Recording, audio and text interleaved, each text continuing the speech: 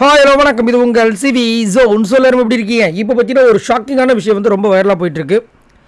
அதாவது இன்றைக்கி வந்துட்டு ராணுவுக்கு வந்து மறக்க முடியாத நாள் கண்டிப்பாக வந்துட்டு லைஃப்பில் மறக்க மாட்டார். ஏன்னா பிக் பாஸ் ரொம்ப முக்கியமானது.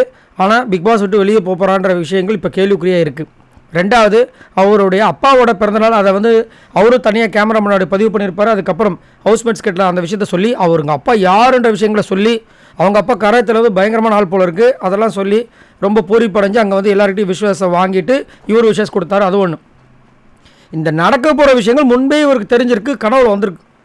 இது ஒரு சில பேருக்கு நடக்கும். அது வந்து தற்செயலாக ஒரு சில விஷயங்கள் நம்மளும் கூட யோசிப்போம், இது முன்னாடி நம்மளுக்கு கனவுல வந்த மாதிரி இல்லை அப்படின்னு. ஆனால் இவருக்கு வந்து ஒரு பிரச்சனை வரப்போகுதுன்றது கனவுல வந்திருக்கு பாருங்கள். அதை வந்து முத்துவன் மஞ்சள் இருக்கும்போது இவர் வந்து ஷேர் பண்ணுறாரு. நம்மளுக்கு ஷாக்கிங்காக இருக்குது, என்னையா எப்படி சொல்கிறாரு அப்படின்னு.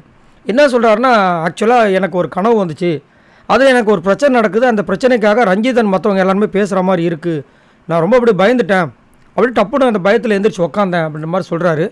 ஸோ அவருக்கு முன்கூட்டியே இந்த அறிகுறி வந்திருக்கு, உங்களுக்கு ஒன்று நடக்க போகுது அப்படின்னு. சரி, செம்மையாக இருக்குல்ல.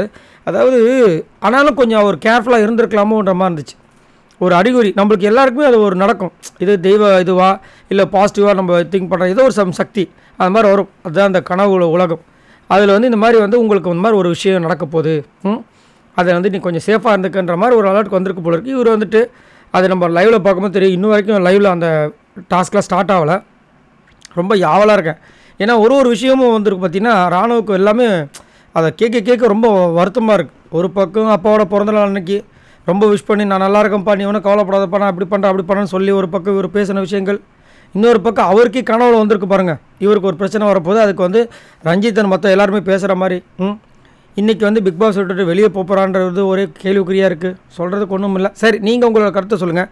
உங்களுக்கும் இந்த மாதிரி அனுபவங்கள் நடந்திருக்கா? எனக்கு இந்த மாதிரி நடக்கிறது வந்து முன்னாடியே எனக்கு கனவுல வந்திருக்குன்னு எனக்கு நடந்திருக்கு. சரி, உங்களோட கமெண்ட்ஸை சொல்லுங்கள். பாய் நண்பர்களே.